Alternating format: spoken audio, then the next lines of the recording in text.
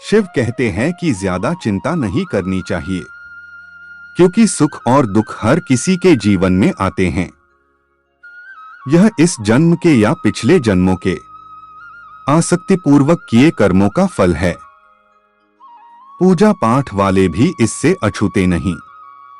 आप भी शिव के भक्त हैं तो पूरी कहानी सुने। आसक्ति पूर्वक और फल की इच्छा से करे हुए कर्मों का फल आवश्यक रूप से भोगना पड़ता है, या तो इस जन्म में या अगले मानव जन्म में है। यह फल अच्छा जो हमारे अनुकूल है, बुरा जो हमें कष्टदायक व प्रतिकूल प्रतीत होता है, तथा इन दोनों अच्छे बुरे का मिश्रण होता है। यह भगवत नियम भगवान ने अर्जुन को गीता में समझाया है और यह सनातन धर्म का एक बहुत बड़ा स्तंभ है। वर्तमान में जो कर्म हम कर रहे हैं वह क्रियमाण कर्म है। वर्तमान से पूर्व हमने जो कर्मों का संग्रह किया हुआ है इस जन्म में तथा इससे पूर्व अन्य मानव जन्मों में वे संचित कर्म कहलाते हैं। इन कर्मों में से वह कर्म जो विधाता के विधान के अनुसार हमें इस जन्म में भोगने हैं वे प्रारब्ध कर्म कहलाते हैं। भगवान चाहे तो प्रारब्ध को टाल सकते हैं अपनी कृपा करके। जिसने कर्म फल का विधान किया है वह कृपा करे तो प्रारब्ध टाल सकता है। इनके अनुसार भगवान के अलावा अन्य कोई प्रारब्ध को नहीं टाल सकता। कोई भी देहधारी तप विद्या योग बुद्धि अर्थ धर्म स्वयं की या दूसरे की शक्ति से भगवान के विधान को नहीं टाल सकता। यह दूसरा मत है। अपने समर्थन में कहते हैं कि शिव गुरु पुत्र को यमलोक से वापस ले आए थे और जब लाए तब उन्होंने यमराज से कहा था, कर्म बंधन के कारण आपके लोक में मेरे गुरु का पुत्र लाया गया है। तुम मेरी आज्ञा स्वीकार करो और उसके कर्मों पर ध्यान ना देकर उसे मेरे पास ले आओ। आगे भागवत में ही श्री कृष्ण अपने और अपने भक्तों के बारे में बताते हैं कि वह अपने भक्तों का धन धीरे धीरे छीन लेते हैं ताकि उनके भक्त धन का आश्रय छोड़ दें और पूर्ण रूप से उनके ही ऊपर आश्रित रहे।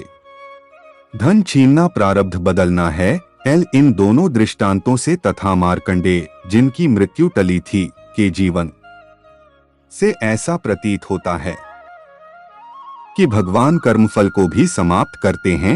यदि यह सच है तो अभिमन्यु और दशरथ जी को क्यों नहीं बचाया?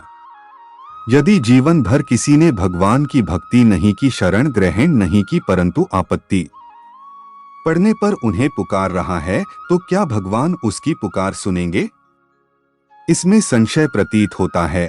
मानव स्वभाव के अनुसार तो परंतु भगवान हम लोगों जैसे नहीं हैं। इतने दयालु हैं कि ऐसे व्यक्तियों की प्रार्थना भी सुनते हैं। गीता में श्री कृष्ण इस प्रकार के आर्त भक्तों को भी उदार बताते हैं। कोई भी परिस्थिति हो, चाहे मृत्यु ही हो, भगवान उसे मिटा सकते हैं। परंतु इसका यह अभिप्राय नहीं है कि आगे जीवन में कोई अनचाही परिस्थिति नहीं आएगी या मृत्यु नहीं आएगी। शरीर और संसार नित्य परिवर्तनशील है। अच्छी और बुरी परिस्थितियां तो आएंगी ही, मृत्यु भी आएगी। परीक्षित ने फिर भी एक दिन शरीर को छोड़ा ही। चीरहरण से तो बच गई, परंतु आगे जीवन में द्रौपदी ने दुख तो देखे ही मरे हुए लजारस को जीसस पुनः जीवित कर दिया, परंतु फिर भी एक दिन उसकी स्वाभाविक मृत्यु हुई। जो संत भगवान को प्राप्त कर चुके हैं उन्होंने हमें सीख दी है कि भगवान से अनित्य वस्तु या परिस्थिति ना मांगे, भगवान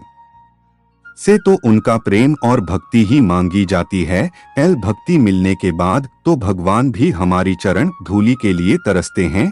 यही कारण है कि अभिमन्यु ने युद्ध भूमि में अपनी जीवन रक्षा के लिए मामा कृष्ण को नहीं पुकारा, यहाँ तक कि अर्जुन के आग्रह पर भगवान कृष्ण द्वारा बुलाए जाने पर पुनः उसी शरीर में जीवित होना भी अस्वीकार कर दिया। इस प्रकार अंगिरा ऋषि ने चित्रकेतु को प्रारब्ध के विरुद्ध पुत्र दिया।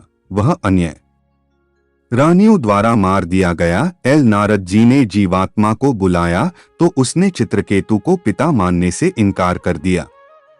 सर्पदंश से बचने के लिए राजा परीक्षित ने भगवान से याचना तक नहीं की। इसके विपरीत शुकदेव जी से भागवत सुनकर शांतिपूर्वक स्वेच्छा से शरीर त्याग कर आवागम से अवकाश पाया। एल गजेंद्र ने जीवन रक्षा नहीं मांगी, अज्ञान मिटने की याचना की, जो ज्ञान या भगवान की कृपा से समाप्त होता है, और इसलिए हरि ने उसे सारूप्य मुक्ति दी। समझदारी यह है कि भगवान से कुछ ना मांगे। एल घोर विपत्ति आने पर भी उसे भोगे, भगवान का प्रसाद समझकर। एल भगवान से भक्ति मांगे, उनका प्रेम मांगे, उनका धाम मांगे और हमेशा के लिए जन्म मृत्यु के चक्कर से छुटकारा पाएं।